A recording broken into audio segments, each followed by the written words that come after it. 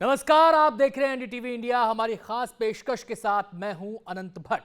कार्यक्रम में आज हम आपको दिखाएंगे पानी पानी मुंबई और धुआं धुआं दिल्ली। मुंबई में बारिश आती है और वही कहानी दोहराती है।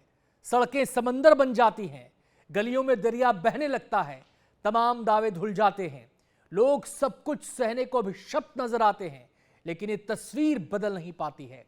शायद ये मुंबई की नियति बन चुकी है। और बात करें दिल्ली की, तो हर बार सर्दी दिल्ली को सताती है। हवा में जहर घुलने लगता है और स्मॉग की चादर बिछ जाती है। एक दूसरे पर ठीकरे फोड़े जाते हैं, सियासत खूब गर्माती है, लेकिन हर सर्दी दिल्ली की तस्वीर बदल नहीं पाती है। दोनों महानगरों का सूरत हाल बताती ये रिपोर्ट देखिए।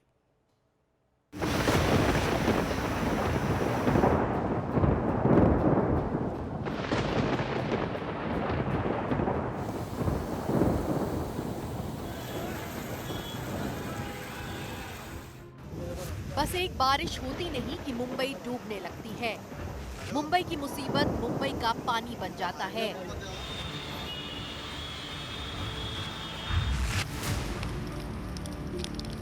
दूसरी तरफ पंजाब और हरियाणा में इस तरह पराली जलाए जाने से दिल्ली की हवा खराब होने लगी है। मुंबई पानी पानी हो रहा है, दिल्ली धुआं धुआं होने की डर में दुबली हो रही है।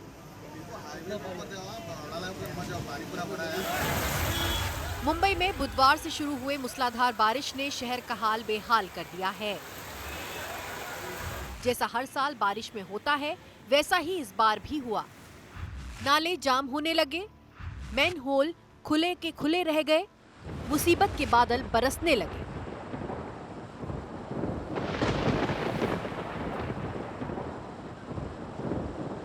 पानी भरने लगा, कोई मैन होल खुला और कोई उसमें डूबकर मर गया।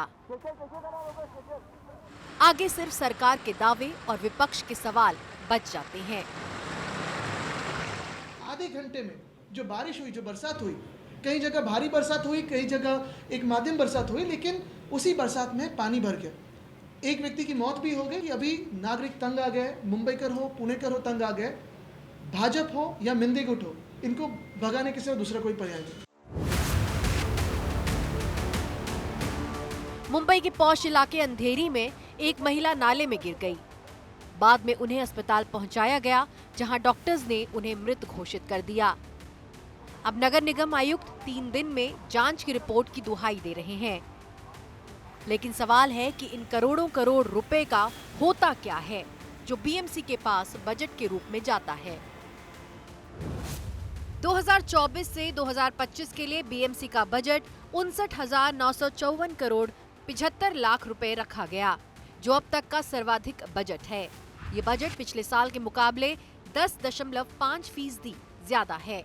देश के किसी दूसरे निगम की छोड़िए, 8 राज्यों के सालाना बजट से भी ज्यादा बीएमसी का बजट है।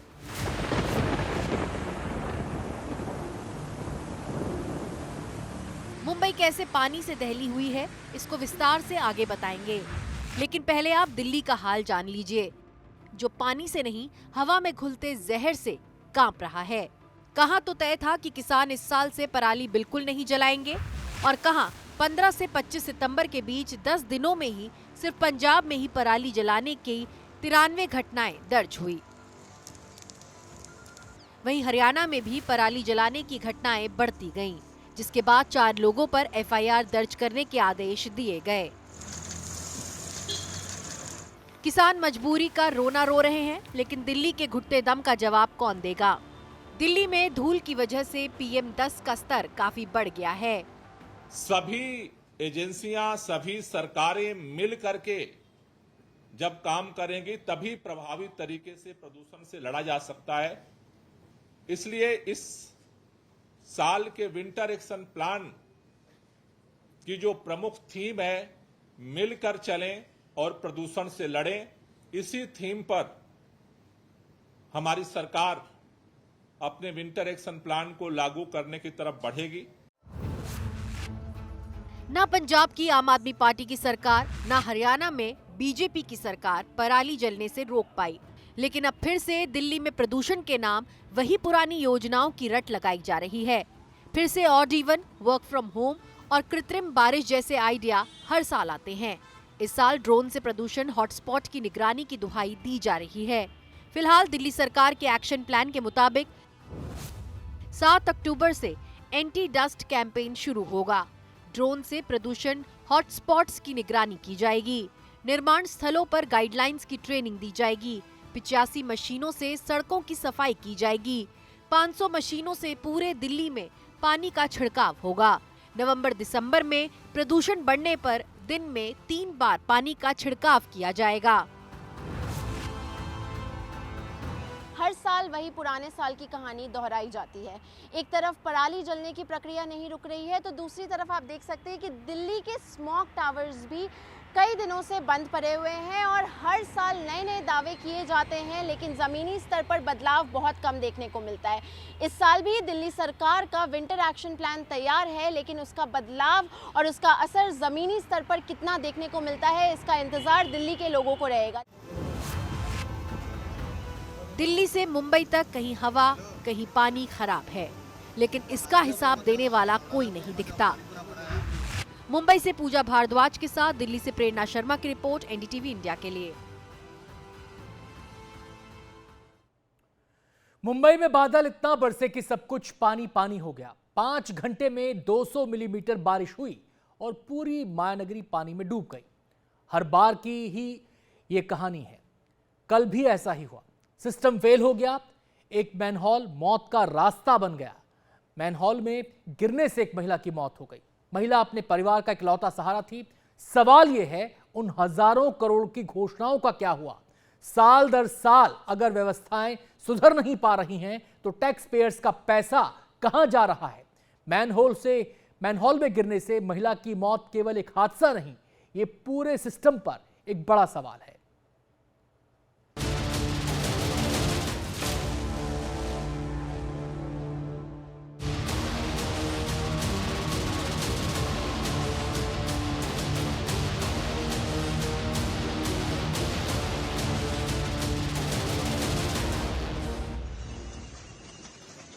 पाँच घंटे में हुई 200 मिलीमीटर बारिश में सिर्फ मैनहोल ही नहीं खुले, बल्कि मौत की सुराख भी खुल गई। पेशे से सिक्योरिटी गार्ड 45 साल की विमल गायकवाड़ बुधवार को काम से लौट रही थी कि लबालब पानी से भरे अंधेरी ईस्ट में एक खुला मैनहोल उनकी मौत का कारण बना।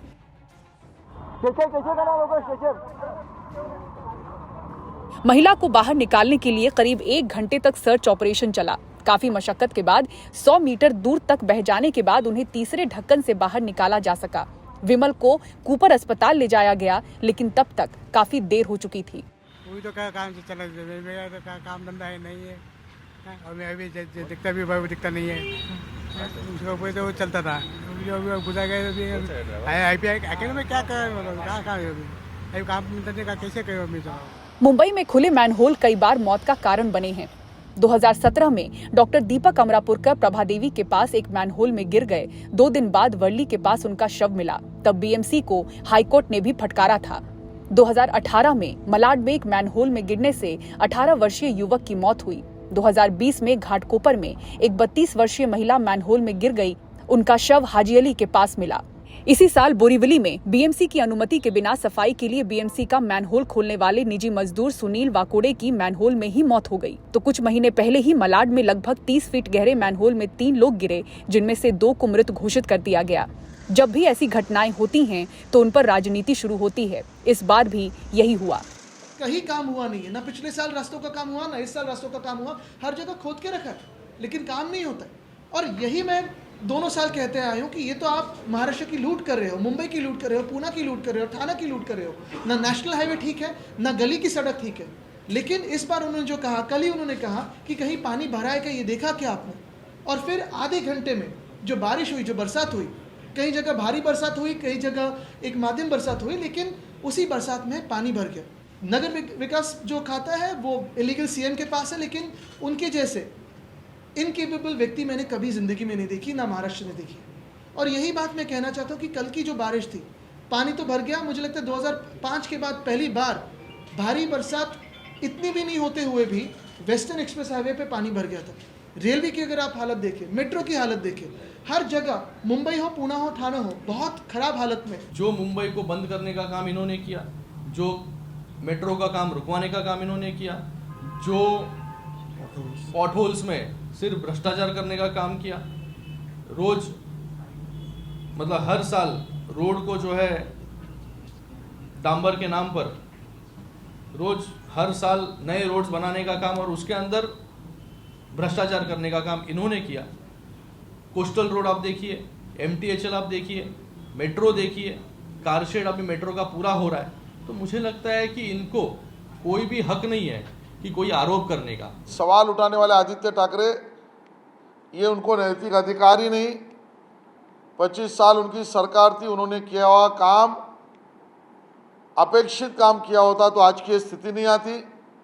उससे भी गंभीर बात यह है कि वर्ली विधानसभा क्षेत्र में जो आदित्य जी का है, और आदित्य जी की पार्टी जब महानगर पालिका में सत्ता में थी तब अंतर्राष्ट्रीय ख्याति के डॉक्टर अमरापुरकर, ये मैनहोल में दुर्भाग्यपूर्ण उनकी मृत्यु हुई।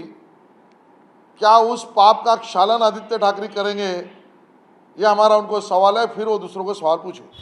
मैनहोल में गिरने से एक की मौत के बाद अब इसे ढकने की कोशिश हो रही है, लेकिन तब जब मीडिया सामने हो। अंधेरीपुर में सभी के पास देखिए अभी तक ये ढक्कन खुला था और जो हमको देखा है इन्होंने तब इसे बंद कर दिया है। ये वो जगह है जहाँ पर कि पानी भर जाता है और कम से कम यहाँ तक पानी आ जाता है। ऐसे में अगर कोई अनजाने में पानी के बीच में से चलते हुए जो लोग निकलते हैं, ऐसे में अगर बहकर उस तरफ चले जाएं तो सीधे उस नाले में जा सकते थे। अब सवाल बीएमसी पर है कि सिर्फ 200 मिलीमीटर बारिश में ही मुंबई कैसे डूब गई, जबकि पहले 1000 मिलीमीटर बारिश में ऐसा होता था। मैनहोल के खुले होने की जिम्मेदारी से बीएमसी कैसे मुंह मोड़ सकती है, और पहले से ही बरसात से निपटने के लिए तैयारी क्यों नहीं की जाती? इन सवालों का जवाब बीएमसी के पास नहीं दिखता। सबसे महंगे शहर में क्या जान अब इतनी सस्ती हो चली है? सवाल अब यही उठ रहे हैं। हर मिनट हादसे अलग अलग वजहों से होते हैं, लेकिन मुंबई जैसे शहर में खुले नाले में अचानक डूबकर मौत हो जाए, एक या दो बार नहीं बल्कि हर बारिश में, तो क्या इसे आप महज हादसा कहेंगे या सिस्टम फेलियर? बीएमसी ने हाई लेवल इंक्वायरी के आदेश तो दे दिए हैं, लेकिन सवालों में वो खुद है, तो जांच किस दिशा में आगे बढ़ेगी ये आप भी बेहतर समझते हैं। मुंबई से पारस धामा, सुनील सिंह के साथ पूजा भारद्वाज की रिपोर्ट, एनडीटीवी इंडिया। मुंबई में मैनहोल में गिरकर पहली बार किसी की जान नहीं गई है। 7 साल पहले भी ऐसा ही एक हादसा हुआ था। मैनहोल में गिरने से एक डॉक्टर की मौत हो गई थी।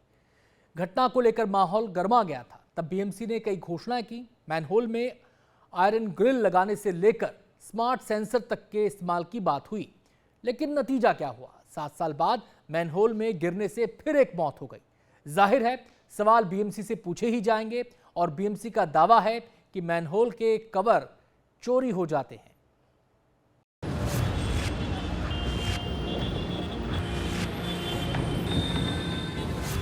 मैनहोल में आयरन ग्रिल लगाने से लेकर स्मार्ट सेंसर्स तक के दावे जिस मुंबई में किए जाते थे, वहां जब बीएमसी की नाकामियों का मैनहोल खुला तो दूसरी रिपोर्ट सामने आई है, और वो रिपोर्ट है कि मुंबई में मैनहोल कवर चोरी के मामले बढ़ रहे हैं।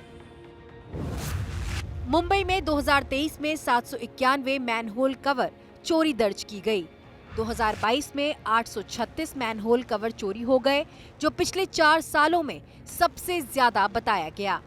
2021 में ऐसी चोरी के 564 मामले थे, तो 2020 में 458, वहीं 2019 में 386 मामले बताए गए थे। इससे आप अंदाजा लगा सकते हैं कि लापरवाही के खुले मैनहोल के लिए जिम्मेदार कौन है और कैसे जिम्मेदारी से पल्ला झाड़ा जा रहा है। मुंबई से पूजा भारद्वाज की रिपोर्ट, एनडीटीवी इंडिया के लिए।